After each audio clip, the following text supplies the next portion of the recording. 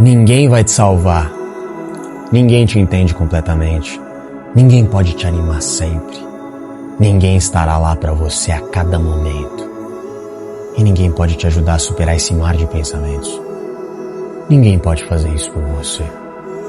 Sempre foi você o único responsável e sempre será.